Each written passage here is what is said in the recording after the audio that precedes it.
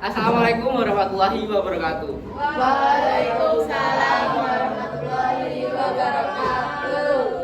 Selamat siang teman-teman semuanya. Kami dari kelompok Sirka akan mempresentasikan tugas PABB kami yang telah kami buat. Sebelumnya, izinkan kami untuk memperkenalkan anggota kelompok kami.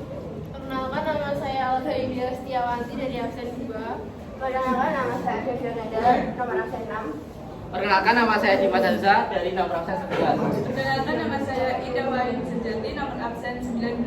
Perkenalkan, nama saya Ciara Zerania, nomor absen 20. Perkenalkan, nama saya Natasha Budiana, nomor absen 26.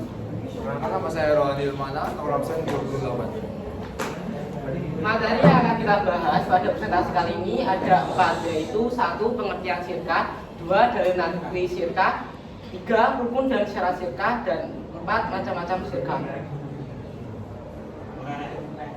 1. Pengertian sirka. Sirka menurut bahasa adalah istilah atau berbau.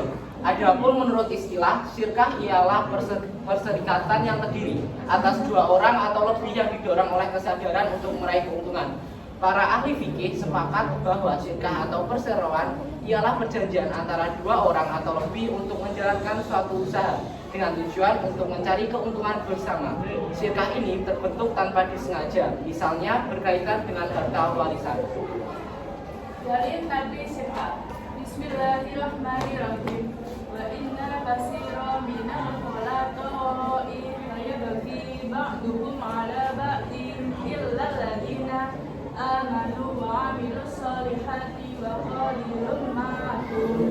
Artinya, dan sesungguhnya kebanyakan dari orang-orang yang berserikat itu sebagian mereka berbuat zalim kepada sebagian yang lain, kecuali orang-orang yang beriman dan mengerjakan amal soleh. Dan amat sedikitlah mereka ini. Quran surat Shad, surat ke-38 ayat 24.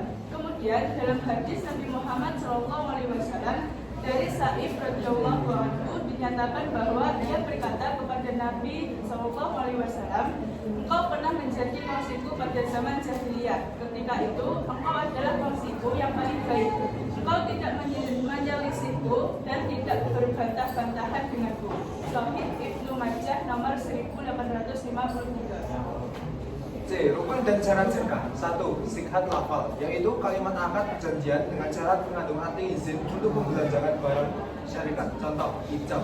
Kita bersyarikat pada barang ini dan saya izinkan engkau menjalankannya. Qabul. Saya terima seperti apa yang engkau katakan tadi.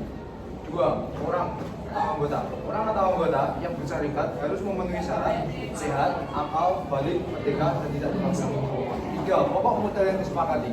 1. Modal berupa uang atau barang yang dapat ditimbang atau ditakar. 2. Modal tidaklah dapat digabungkan sebelum akad sehingga tidak dapat dibedakan lagi.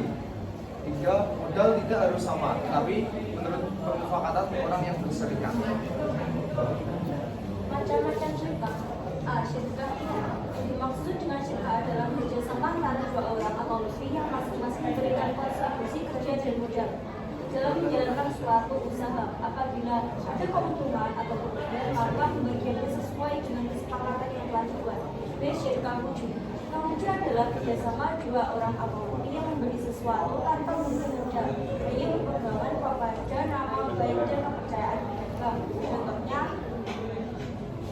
X dan Z adalah orang yang dipercaya oleh pengusaha untuk menjualkan produknya. Untuk membayarnya setelah barang laku dijual, kemudian untuk keuntungan dibagi 2, sedangkan harga pokoknya dikembalikan kepada pedagang tersebut. C. Syirkah abdan. Syirkah abdan adalah kerjasama 2 orang atau lebih sepakat untuk menerima suatu pekerjaan dengan ketentuan hasilnya dibagi menurut kesepakatan. Hal tersebut banyak dijumpai pada tukang kayu, tukang bangunan, tukang besi, tukang jahit, dan lainnya yang tergolong kerja dalam bidang jasa. Syirkah abdan ini juga disebut dengan syirkah kerja. Yang D. Syirkah mufawadah. Syirkah mufawadah menurut Syara'ib Wahbah al-Zuhairi adalah kerjasama antara 2 pihak atau lebih saling menjalin ikatan untuk bersama-sama melakukan suatu pekerjaan dengan syarat keduanya menyetorkan modal yang sama, melakukan pengelolaan yang sama di jalur yang sama, dengan peran salah satu pihak dari keduanya bertindak selaku kafir atau penanggung jawab atas nama bagi yang lain dalam urusan membeli atau menjual barang kafil adalah setiap anggota syirkah harus turut bertanggung jawab atas apa yang dilakukan oleh anggota syirkah yang lain, termasuk di dalamnya hak-hak kita menjalankan bersama. Selanjutnya, selain bentuk kerjasama di atas, dalam fikih ada beberapa istilah sebagai berikut. Yang pertama ada kirat atau mudarabah, yaitu pemberian modal dari seseorang kepada orang lain untuk berdagang, sedangkan keuntungannya dibagi antara keduanya menurut perjanjian. Yang kedua ada musaqah atau paruan kebun, kerjasama antara pemilik kebun dengan pemelihara kebun dengan perjanjian bagi hasil. Yang ketiga ada mukabarah, yaitu kerjasama antara pemilik tanah atau sawah dengan penggarap tanah atau sawah dengan perjanjian bagi hasil menurut kesepakatan bersama dan apabila benihnya dari pemilik tanah. Yang terakhir ada muzarah, yaitu kerjasama antara pemilik tanah dengan penggarap sawah apabila benihnya dari penggarap tanah atau sawah. Sekian presentasi dari kelompok kami. Ada kurangnya kami mohon maaf. Akhir kata, wassalamualaikum warahmatullahi wabarakatuh.